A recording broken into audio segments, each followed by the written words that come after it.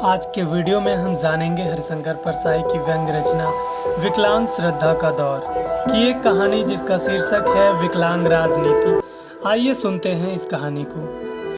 चुनाव के समय हर चीज़ का महत्व बढ़ जाता है। मेरी टांग की भी कीमत बढ़ी। मुझे यह मुगालते में है कि मेरी टांग में फ्रैक्चर हो गया था। यह खबर सारे विश्व में फैल चुकी है। मुझे यह सुखद भ्रम नहीं होता तो मेरी टांग इतनी जल्दी ठीक न होती। यश की खुशफहमी का प्लास्टर ऊपर से चढ़ा लिया था। मैंने चुनाव प्रचार जब गर्मी पर था तब मैं सहारे से लंगड़ाकर चलने लगा था। मैं दुखी था कि टूटी टांग के कारण मैं जनतंत्र को भावी रूप नहीं दे पा रहा हूँ। पर एक दिन 2-3 राजनीति के लोग मेरे पास आए। वे जनता पार्टी के थे।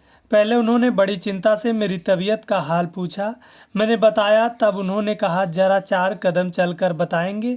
मैंने लंगड़ाते हुए कुछ चलकर बताया। उन लोगों ने एक दूसरे की तरफ देखा। एक ने कहा वेरी गुड, इतने में काम चल जाएगा। दूसरे ने कहा लेकिन टांग के बाहर कुछ चोट के निशान भी दिखाई देने चाहिए। फिर वहीं तीसरे ने कहा कोई मुश्किल नहीं है, हम हल्के से कुछ घाव बना देंगे, परसाई जी को तकलीफ भी नहीं होगी, ऊपर से पट्टी बांध देंगे। मैंने कहा आप लोगों की बात मेरी समझ में नहीं आ रही है। उन्होंने कहा हम आपसे एक प्रार्थना करने आए हैं। आप प्रबुद्ध आदमी हैं, आप जानते हैं यह ऐतिहासिक चुनाव है, तानाशाही और जनतंत्र में संघर्ष है। इस अधिकार ने नागरिक अधिकार छीन लिया है, बोलने की स्वतंत्रता छीन ली है, हजारों नागरिकों को बेकसूर जेल में रखा, न्यायपालिका के अधिकार नष्ट किए। जनता पार्टी इस तानाशाही को खत्म करके जनतंत्र की पुनः स्थापना करने के लिए चुनाव लड़ने जा रही है। इस पवित्र कार्य में आपका सहयोग चाहिए।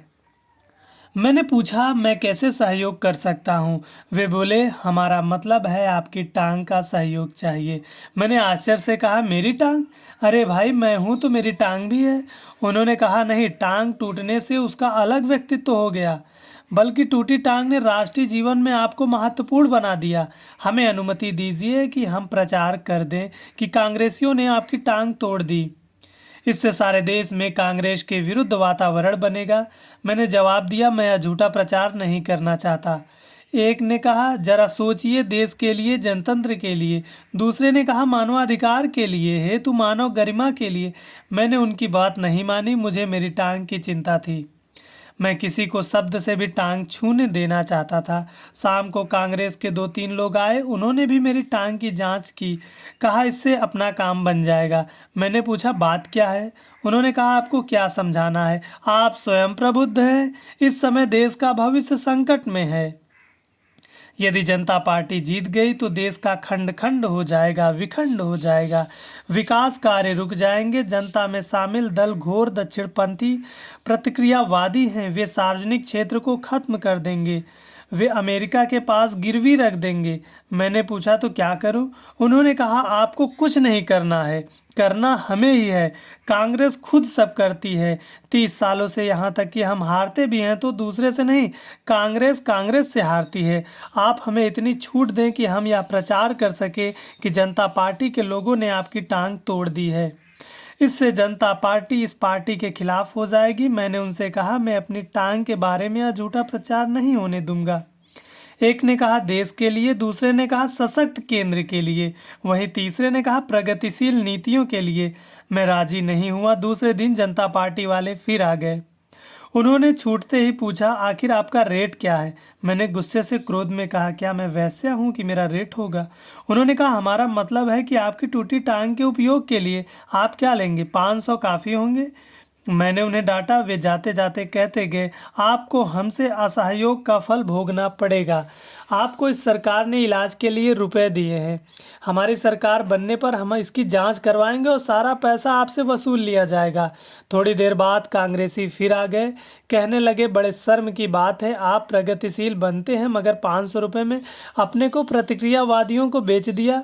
पैसा ही चाहिए तो हमसे 1000 रुपये ले लीजिए।